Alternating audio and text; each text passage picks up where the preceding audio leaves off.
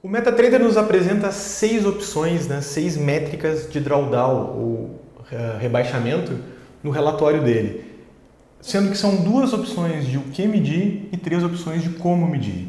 Tá? A gente pode medir o drawdown de saldo, que está representado aqui nessa linha azul, essa linha azul é o nosso saldo, que considera apenas operações encerradas.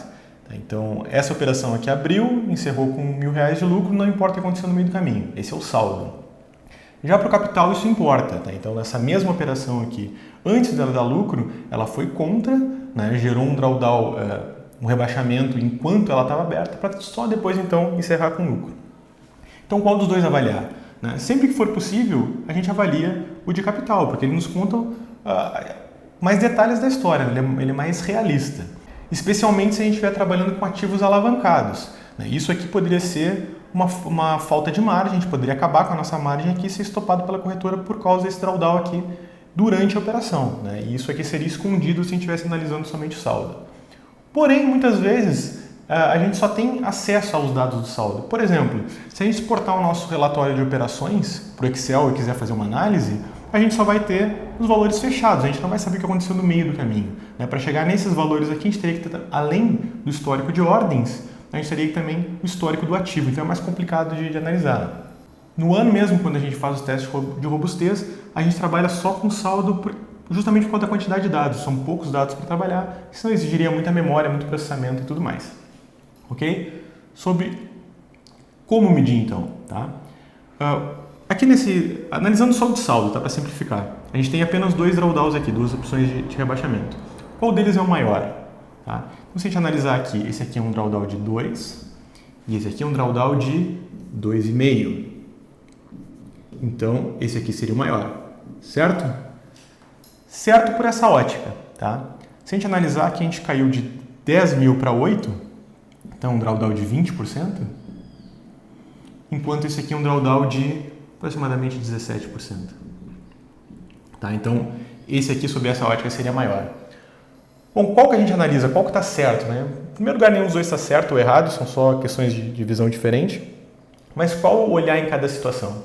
Depende muito da situação, mas em linhas gerais, tá? Se a gente está trabalhando com um setup que trabalha com um volume fixo de contratos, ou de papéis, faz mais sentido a gente analisar o valor nominal apenas, o número, o dinheiro mesmo, que é o que o MetaTrader chama de drawdown máximo. Por quê? Porque esse drawdown aqui de 2,5 poderia muito bem ter acontecido aqui nesse mesmo local, porque ele está sempre operando a mesma quantidade de contratos, certo? Se o nosso setup vai aumentando a quantidade de contratos à medida que tem mais capital, então muito provavelmente esse drawdown aqui foi maior porque aqui ele estava operando mais contratos porque ele tinha mais capital. Ou seja, se aqui nós estivéssemos com 10 mil, esse drawdown teria sido menor, certo? Porque estaria operando menos contratos. Então, nesse caso, faz mais sentido analisar o drawdown relativo, que é a segunda opção que a gente tem. E, por fim, a gente tem o absoluto. O absoluto é o seguinte, ele considera drawdown apenas abaixo do nosso capital inicial. Tá? Qual é a lógica dele? A lógica é o seguinte, esse drawdown aqui, eu perdi apenas o dinheiro que era do lucro, não foi do meu dinheiro inicial. Tá? Eu acho essa abordagem extremamente ingênua, tá? Por isso eu ignoro completamente o absoluto. Porque, de novo, aquilo que eu falei, isso aqui poderia ter acontecido aqui.